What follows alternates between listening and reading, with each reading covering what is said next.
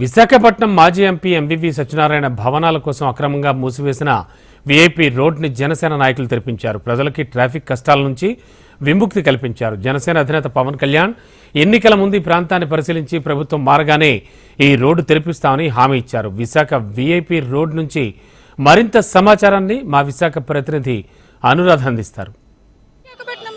ఏదైతే మార్పులు చాలా స్పష్టంగా కనిపిస్తున్నాయి. అధికార పార్టీ ఇప్పటిదాకా కూడా చేసిన పనులకి పూర్తి విరుద్ధంగా ఈ రోజు విశాఖపట్నంలో మరొక పెను మార్పును చూస్తున్నాం. ఇది ప్రస్తుతం విఐపి రోడ్ జంక్షన్. ఇక్కడ గతంలో విశాఖ ఎంపీగా పనిచేసిన ఎంవివి సత్యనారాయణ తన బిల్డింగ్ కి వాస్తు ప్రాబ్లం ఉంది అని చెప్పి ఈ రోడ్డుని క్లోజ్ చేయడం జరిగింది. అప్పుడు స్వయంగా జనసేనాని అధినేత పవన్ కళ్యాణ్ ఇక్కడికి వచ్చి ఇదే జంక్షన్ లో ఒక ధర్నాన్ని చేయడం జరిగింది. ఖచ్చితంగా ప్రభుత్వం మారిన వెంటనే ఈ రోడ్ ని ఓపెన్ చేయించడంతో పాటే మా కార్యక్రమాలు ప్రారంభమవుతాయని కూడా ఆయన చెప్పడం జరిగింది. ఈ సందర్భంగా ఈ రోజు ఇక్కడ జనసేన నాయకులు వచ్చి ఈ రోడ్ ని ఏదైతే డివైడర్ మూసేశారో దీని అంతటినీ కూడా ఓపెన్ చేసి ప్రజలకు ఒక విముక్తి కలిగించారు ట్రాఫిక్ అంశంలో అని చెప్పొచ్చు. ప్రస్తుతం నాతో జనసేన నాయకులు మూర్తి గారు ఉన్నారు. సార్, ఏంటి ఎలా చూస్తున్నారు మీరు? ఈ రోజు మొదటి ఈ కార్యక్రమాన్ని ప్రారంభించారు అంటే ఎంవివి గారి ఏదైతే ఇప్పుడు ఇక్కడ ఈ భవనానికి అడ్డు వస్తుందని చెప్పి రోడ్డుని క్లోజ్ చేశారు.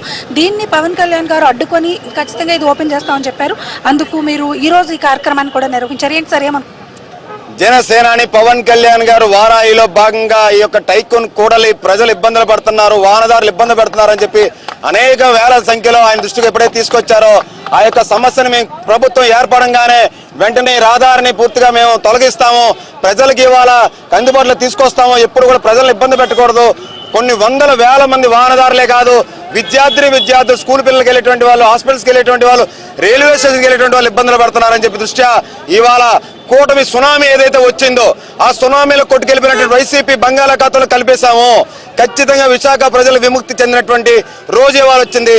కాబట్టి ఈ యొక్క టైకూన్ కూడలి యొక్క రహదారిని ఇవాళ పూర్తి స్థాయిలో జనసేన పార్టీ ఆధ్వర్యంలో జన సైనికులందరూ, జన సైనికులు, వాహనదారులు, విశాఖ ప్రజలు స్వచ్ఛందంగా పాల్గొని ఈ యొక్క కార్యక్రమం విజయవంతంగా చేయడం జరిగింది. ఈ రోడ్ క్లోజ్ చేయడం వల్ల మేము ఇప్పటిదాకా చాలా ఇబ్బందులు ఎదుర్కొన్నాము.